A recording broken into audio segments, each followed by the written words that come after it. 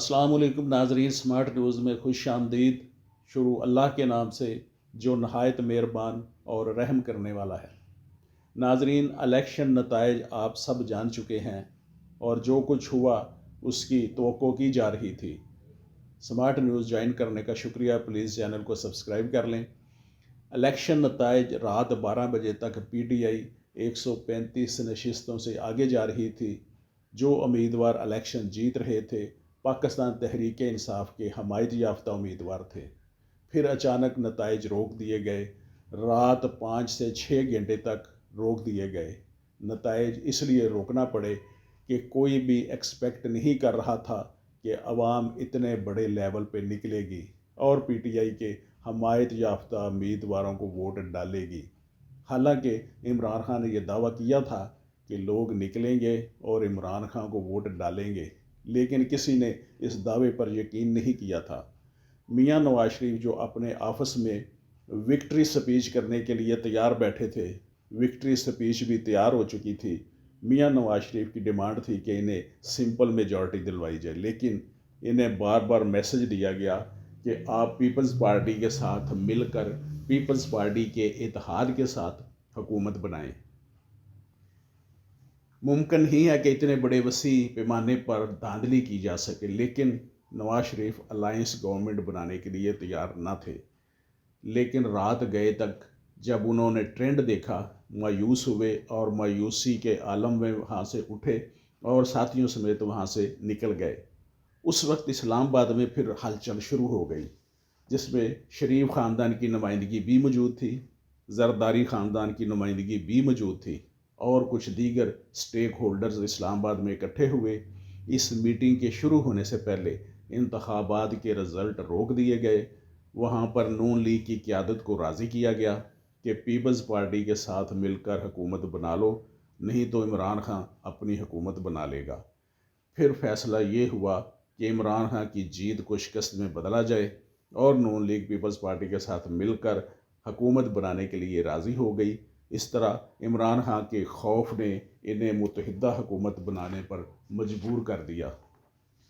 नवाज शरीफ अपनी दोनों सीटें हार रहे थे। जिस वक्त वो रात को उठकर गए, लाहौर में यास्मीन राशिदी ने बड़ी लीड से हरा रही थी।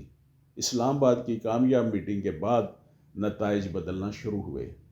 आलमी मुबस्सरीन जो पाकिस्तान के अंदर इलेक्शन की रिपोर्टिंग कर रहे थे, उन्होंने बड़ी वजाहत के साथ रिपोर्ट किया है कि पाकिस्तान में तहरीक इंसाफ सबसे बड़ी जमात है और इसने सबसे ज़्यादा वोट लिए हैं, इनकी सबसे ज़्यादा नशिस्तें हैं।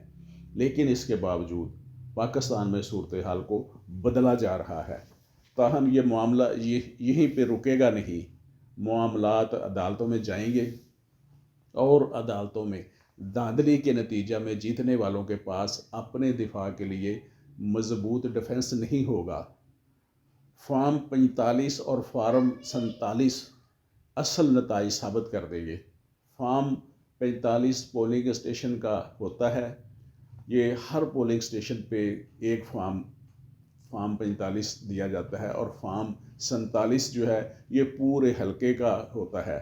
अगर MNA के एक इंतखाबी हलके में 300 पोलिंग स्टेशन हैं तो 300 फॉर्म 45 होंगे और 300 फॉर्म जो 45 हैं, इन सब का रिज़ल्ट जिस फॉर्म पे कंपाइल करके इकट्ठा लिखा जाता है उसको फॉर्म 47 कहते हैं।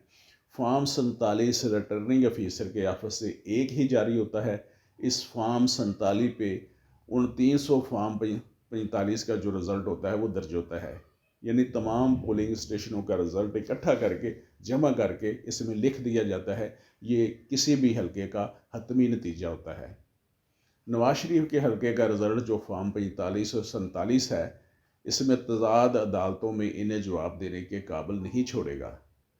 फॉर्म 45 में तीसरे नंबर पर नाम लिखा है एक उम्मीदवार इकबाल अहमद खां, जिनका ताल्लुक पीपल्स पार्टी से है, जिसको फॉर्म 45 में 4 वोट पड़े हैं। ये एक पोलिंग स्टेशन का रिज़ल्ट है। बाकी पोलिंग स्टेशनों पे भी यकीनन उसे वोट पड़े होंगे।